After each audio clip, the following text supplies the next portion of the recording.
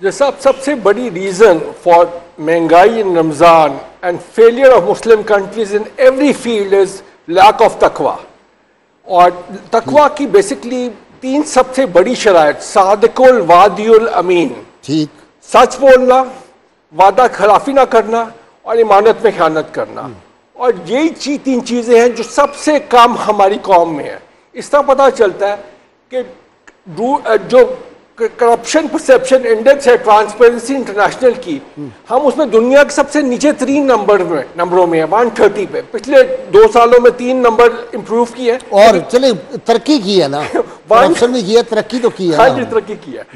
इसी तरह rule of law index जो है जस्टिस प्रोजेक्ट की, उसमें 131 है 160 दुनिया के मुल्कों के अंदर। तो बेसिकली एक ये वजह है। और दूसरी वजह ये कि there is a non existent, मैंने ये बड़ी डिस्कस किया अपने फादर से, सैयदुल हसन साहब से।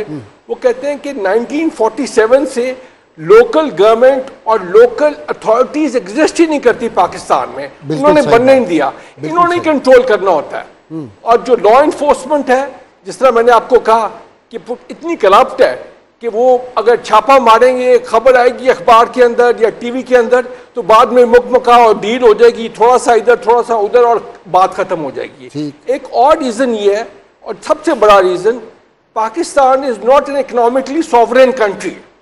We are not an economically independent country. IMF determine करता है हमारे ब्रेड पे कितनी, डबल रोटी पे कितना टैक्स लगना है, बच्चों के दूध पे कितना टैक्स लगना है। और सारे टैक्सेस जो है वो इनडायरेक्ट है, यानी कि हर किसी पे लगते हैं। हाँ।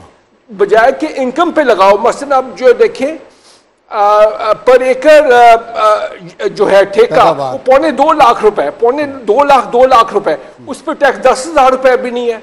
और जो बंदा जिसका 3,000 रुपए बिल आता है बिजली का, वो 3,000 रुपए टैक्स दे रहा होता है। लेकिन देखे ना, यहाँ जिनकी तनख्वाह 25 लाख से ज्यादा, 20 लाख से ज्यादा है, उनको बिजली मुफ्त है, पेट्रोल मुफ्त है, उनको और चीजें मुफ्त है। और जिसकी तनख्वाह 50,000 रुपया, उस पर टैक्स है, लाख वाले पे टैक्स है। IPPs का बताए ना, जो हमारे ये क्या उसको मैं कहता हूँ, आदमखोर। जिस तरह शुगर इंडस्ट्री अगर आप देखें, हाँ। शुगर इंडस्ट्री जो 3 पॉलिटिकल पार्टीज हैं वो ओन करते हैं।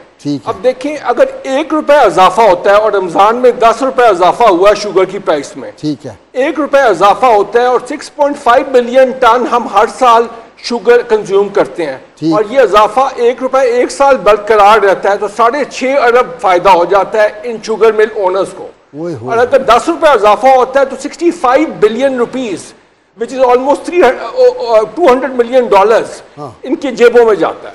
इसी तरह IPPs जो है। अच्छा, एक सवाल, आप क्या बड़ा नॉलेज है इसका, ये पैसे खाते हैं, नोट खाते हैं ये रोटी की जगह? जैसा आपने तो ये बड़ी बात कही थी कि एक बड़े साहिब इक़्तिदार से पूछा था कि आपने इतना ये धंधा खड़ा किया हुआ है, ये आप क्या आप उतने ही खाते जितना मैं खाता हूं, जितना मैं खाता हूँ। उसने कहा जी की गाल कर रहे हो, मैं उतना ही खाना।